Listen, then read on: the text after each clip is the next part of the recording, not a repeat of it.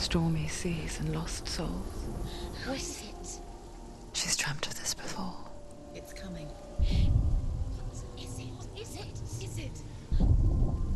They say dreams are visions of our memories, thoughts and fears, as seen by our inner eye.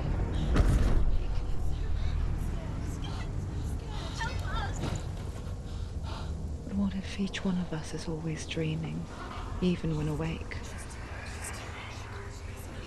And we only see what our inner eye creates for us. Is this what hell is? A world shaped by Senua's nightmares. Maybe that's why people fear seeing the world through her eyes. Yes, she's scared. Because if you believe that Senua's reality is twisted, you must accept that yours might be too.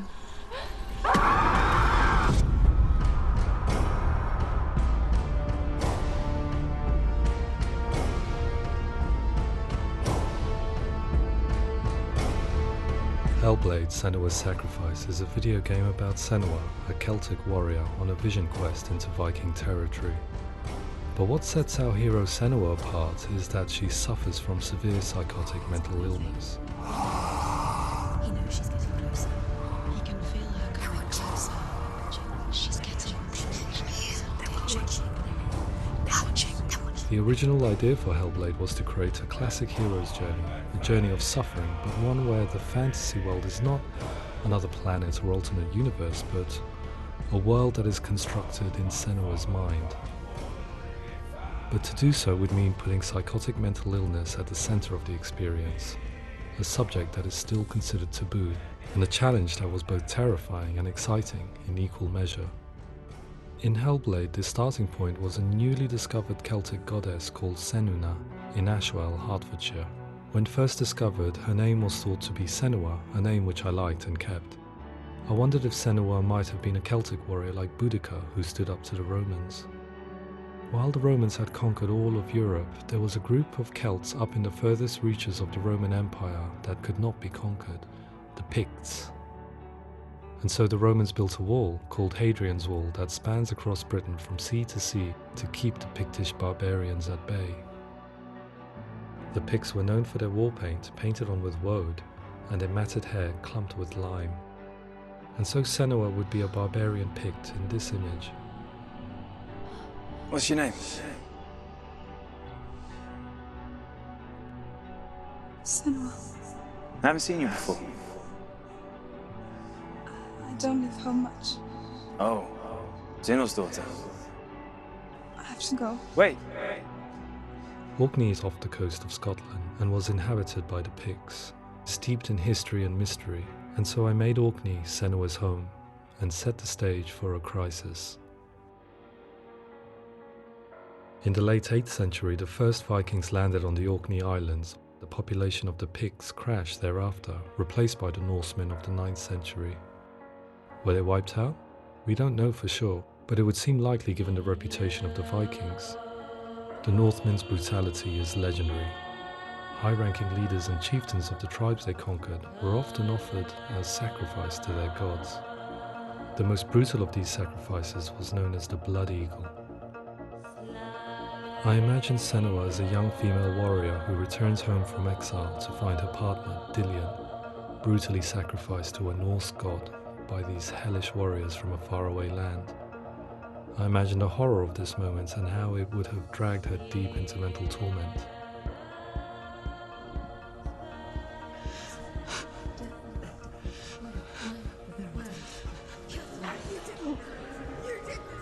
No!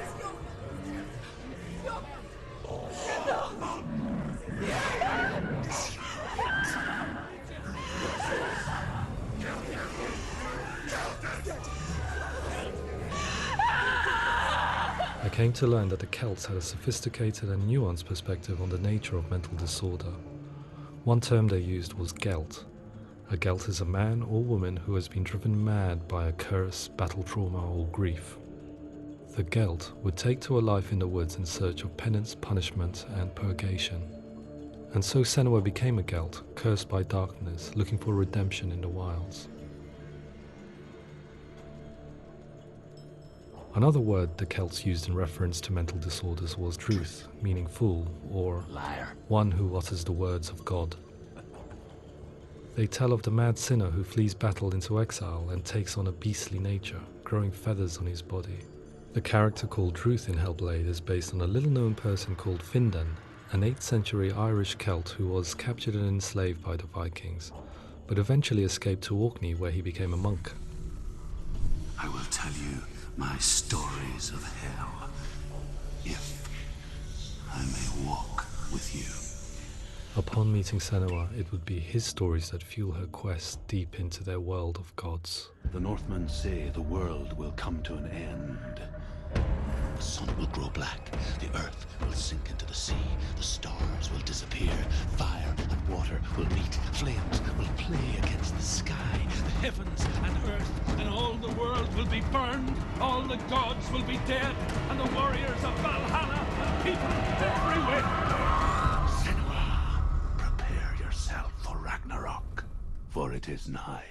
So the stage was set for a new adventure, a journey into the Norse underworld called Hell, a vision quest fueled by madness and myth, a fantasy that was created by Senua's own mind, and one that we would experience through her eyes. This is your mission. This is your quest. There is nothing else left. To make a game about a warrior with psychotic mental illness as its central theme was fraught with danger. Mental illness such as psychosis is still taboo and rarely acknowledged in a century of cinema, never mind the new medium of games. Where it does feature, it often conflates psychosis and psychopathy associated with a lack of empathy. It is unfortunate that these two words sound so similar that they are used interchangeably in media. I must admit that I didn't have to look very far to discover my own ignorance of the subject. So we reached out to Paul Fletcher, psychiatrist and professor of health neuroscience at University of Cambridge. Psychosis is a descriptive term, and it refers to having a loss of contact with objective reality. So it's characterized by two main sets of symptoms. One of them is hallucinations, where somebody experiences perceptions when there is no actual objective thing out there to perceive. You're already dead. Who are you? And the other is delusions, where somebody comes to very often bizarre, unpleasant, frightening beliefs when there's no good evidence in favor of them. There's no doubt about it. The source of the darkness is in Helheim, and the goddess Hela holds his soul there.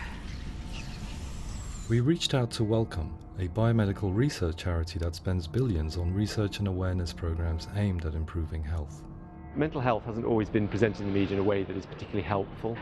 It can be challenging to engage people with the subject matter, and there are a lot of preconceived ideas about mental health, and particularly schizophrenia and psychosis. So we hope our support allows the team to continue to collaborate with Paul Fletcher and with those who have experience of psychosis to create a game that provides a fresh perspective on the condition and allows audiences to engage with it in a way that just wouldn't be possible in any other medium.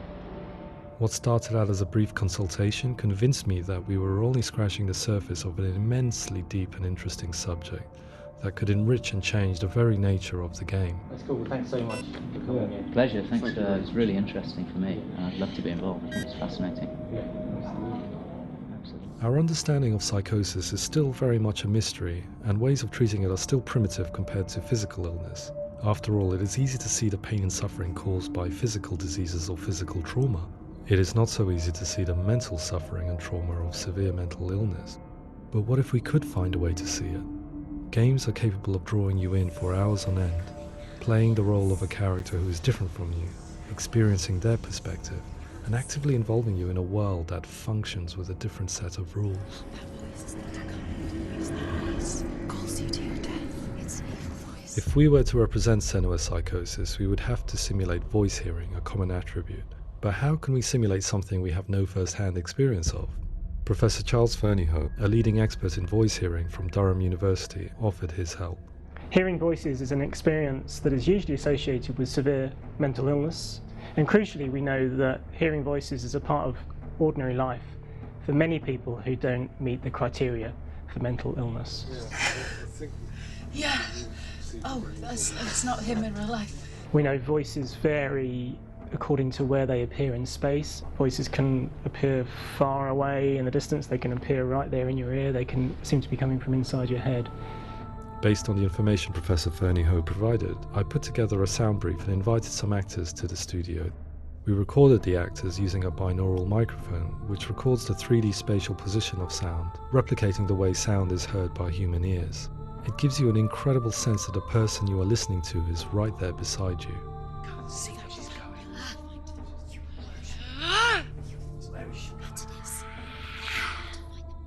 Rachel Waddingham from the Voice Collective came to our studio with 2 young voice hearers to speak to our team.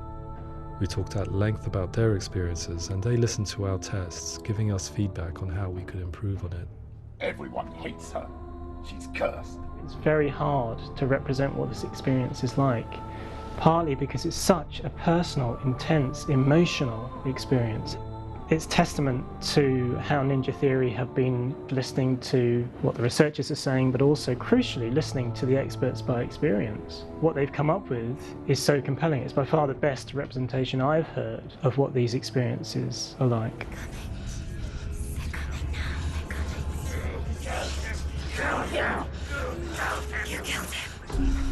Other common attributes of psychosis are visions and flashbacks. We met with Recovery College East, who work with and care for people recovering from severe mental disorders. A group of service users gave us their first-hand account of what they experience. Sometimes when the visions or what we're seeing is too much, we become small until eventually we perhaps don't see anything. The people we spoke to, the stories they told, were fascinating, harrowing and mind-boggling. The reality of what people experienced was vivid, far exceeding what I could possibly have imagined. We went away itching to represent some of these visions and flashbacks in the game. Hands will know my heart is so, love is so far away. Don't you know how I wanna feel deeper? I could never know how you grow, all these days are killing me. Now I see deep in me insanity does unfold. I just wanna feel deeper, deeper. I just wanna feel deeper, deeper.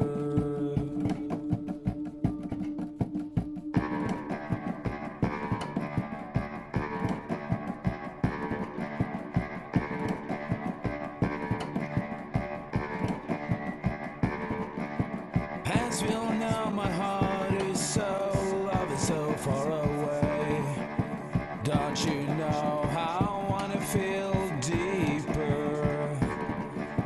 I could never know how you grow, all these days are killing me. Feel like this, read like this, I just wanna live, that's all. I just wanna feel deeper, deeper. I just wanna feel deeper, deeper.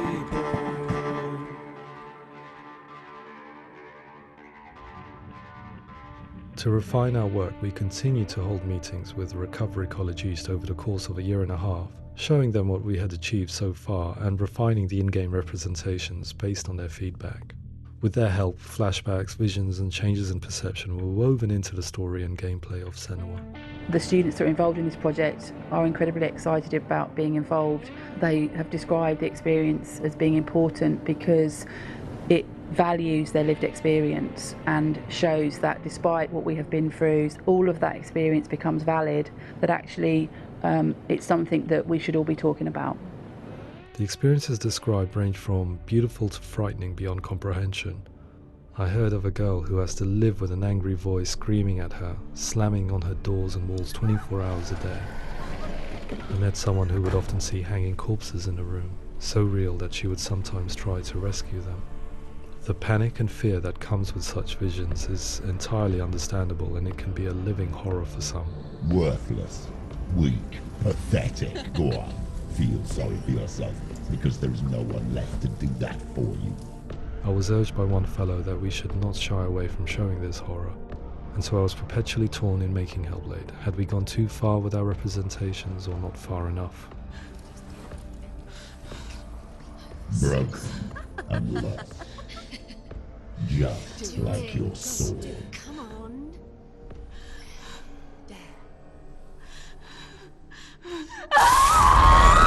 In some ways, voice hearing and visions were the low-hanging fruit, so to speak. There's another aspect of psychosis that is much harder to explain, but one that I think video games are uniquely able to represent, which are often called delusions.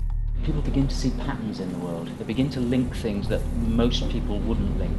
Most of the things that we might think would be coincidence or, not worth commenting on. Nevertheless, that might have a particular salience or importance for them. One individual described how everyday words, sounds, colours and objects were steeped in meaning to him, forming a strange and sinister puzzle that he was determined to solve but could not quite get to the bottom of. It's not just brain dysfunction. It's not like the system shut down. It's actually an incredibly creative process. The person creates a world populated with voices and phantasms and terrors, and they're completely immersed in it. They believe in it. We often invite people into the studio to play the game. In one of our playtests, they played through much of the game, making associations between runes, secret messages, and the threat of darkness that stalked them. There are many things that happen in the world of Hellblade that make perfect sense within the context of Senua's mind. The dark rot that's killing her slowly from within, the secret runes of the gods that block her path to Helheim, and strange associations that exist in the game to confuse you. To complete Senua's quest, you have to internalize and accept the logic and meaning behind these things to progress. Afterwards, they said that they didn't see much evidence of mental illness in the game. People with delusions of all sorts would argue the same thing, that they are not aware of their experience being abnormal in any way. I need this sword. It's important. Representing perception changes and thinking patterns within Hellblade gives us a set of symptoms common in psychosis. But people with lived experience were keen to emphasize another point, that it is wrong to define a person by their symptoms. Quite often, the illness comes not from the symptoms, but from the stigma, isolation and mistreatment that comes about from the rest of society. They say that I'm cursed. What if they're right? I needed someone to portray Senua, someone who could believably internalize her suffering.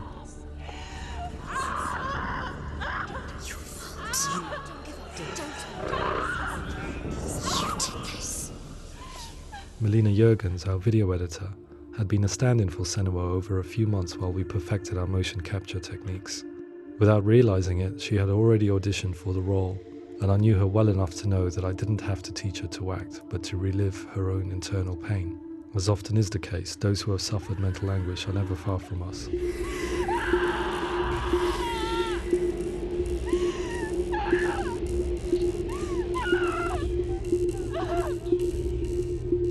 My hope is that by creating a compelling and aspirational character in Senua who feels very much real, albeit in a fantasy setting, we can provide a lens into her reality, a different one to yours, and this is where storytelling comes into play.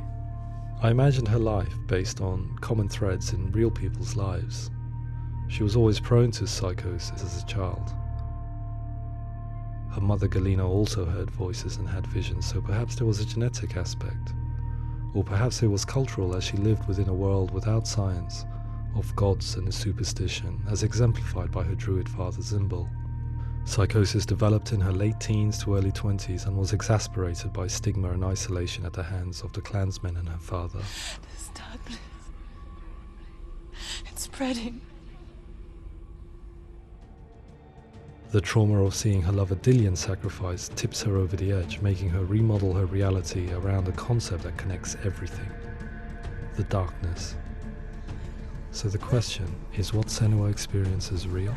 Can only be answered by saying, yes, it is real. It is her reality. All of her suffering will have been for nothing. It's just a matter of time.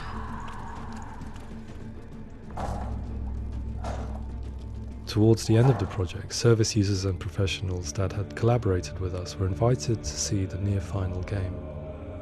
It was a chance to see if the game had reflected their views or if it had misrepresented them. For me, being involved in especially developing Senua's character has been really important, and being able to bring in my perspective and what I see and what I hear and having that built into the game has been a real privilege. It's gritty and it's meaty, and there are some tough subjects in there that are being tackled with honesty.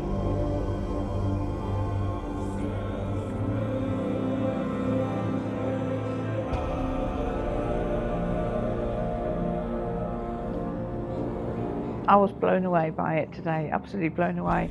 It was just fantastic to get the opportunity to use our lived experience in a very creative way. There's nothing tokenistic about the work we've put in. It feels like we've been listened to, things have been taken on board, and I think there was a lot of realism in the game itself, and it feels very authentic.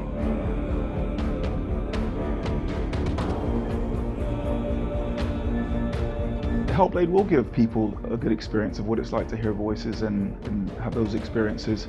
I'm glad that the guys at Ninja Theory have asked us to come along and help them build an experience that's positive when it comes out, and get myself a copy and have a go.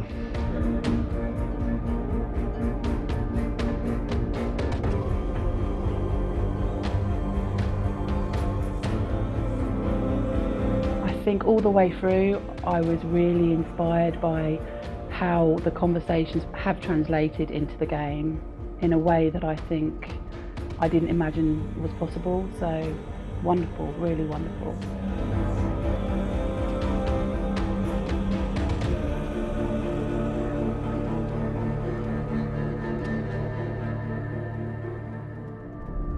I really hope that others will follow the lead they've set and use the power of something like a video game to change people's perceptions, to increase understanding, and ultimately to make some of the stigma around voice hearing and other experiences go away.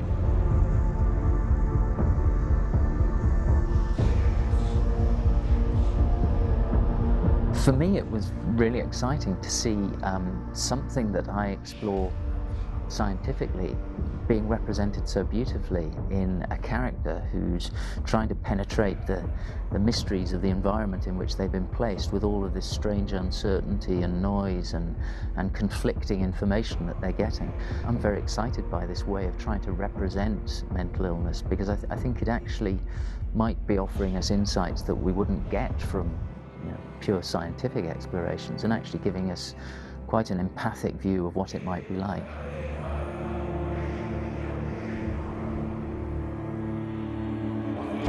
Mental illness has been with us for as long as we have been on this planet, but why? Why hasn't evolution stamped out this weakness from within our gene pool? I often pondered this question until I realized that the question had an inbuilt flaw. It assumes that being and thinking differently is a weakness. The only reason we have computers, spacecraft, medicine, poetry, art, and yes, even video games is because individuals were able to simulate new abstract realities in their minds and share them with the rest of us. We need people to be willing to see differently in order for us to progress and survive as society. And we need to be open to these new ways of seeing. And it is this spirit that motivated me to create Senua's story and share it with you.